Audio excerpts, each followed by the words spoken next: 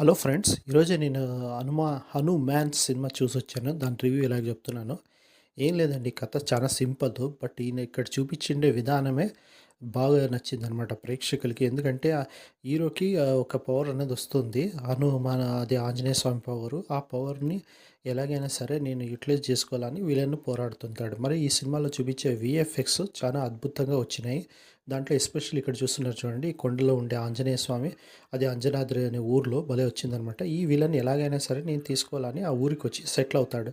అంటే ఏదో నేను బాగా చేస్తానని వచ్చి, అప్పుడు ఇద్దరి మధ్య ఒక ఫైట్ అనేది జరుగుతుంది. అది ఏ రకంగా పోరాడతాడు, తేజ సజ్జా అనేదే ఈ సినిమా స్టోరీ. హీరోయిన్ వచ్చేసి అమృత అయ్యర్ కూడా బాగా యాక్ట్ చేసింది. వరలక్ష్మి శరత్ కుమార్ గారు తేజ సజ్జాకి హీరో అక్కగా చే యాక్ట్ చేశారు. మరి ఈ సినిమాని మీరు థియేటర్ చూస్తేనే బాగా ఎంజాయ్ చేయగలరు. మరిన్ని అప్డేట్స్ కోసం నా యూట్యూబ్ ఛానల్ సబ్స్క్రైబ్ చేసుకోండి. Thank you.